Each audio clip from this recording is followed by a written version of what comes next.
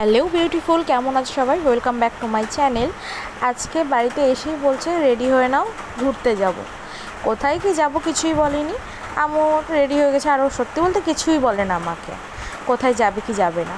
আর আমাদের কিছু কাজ ছিল, সেই কাজটার জন্যই আমাকে বলেছিল। তো এখানে গিয়ে আমরা পোলতায় চা খেয়ে নিয়েছি, যেটা করি আমরা পোলতায় চা চিপস খেয়ে নিয়েছি। তারপর আমাকে বলছে যে ভাইরাল যে 49 টাকায় যে ফ্রায়েড রাইসটা পাওয়া যায় সেখানে চলো। তো সেখানে যেই আমি একটু ফ্রায়েড রাইস আর চিলি চিকেন আমরা নিয়েছি, আর ওটা ছিল 49 টাকায়। তারপরে একটা আমুল কুল লাস্সি খেয়ে নিলাম। বৃষ্টি পড়ছিল, একটা জায়গায় দাঁড়িয়েছিলাম, সেই জায়গাটা দাঁড়িয়েই আমুল কুল লাস্সি খেয়ে নিলাম। তা বৃষ্টি থামার নামই করছে না। তোমাদের কোথায় কোথায় বৃষ্টি হচ্ছে অবশ্যই কমেন্টে জানাবে। আর এইদিকে দেখতে পাচ্ছ আমি পুরোপুরি ভিজে গেছি, কারণ আমরা যখন আসলাম তখনই অল্প অল্প করে বৃষ্টি পড়ছিল। তারপরে বৃষ্টিটা থামার পরে আমরা চলে গেছি আলু কাবলি মোড়, ওখানে আলু কাবলি খেলাম। সত্যি বলতে এত ফেমাস বলে, কিন্তু আমার ভালো লাগেনি।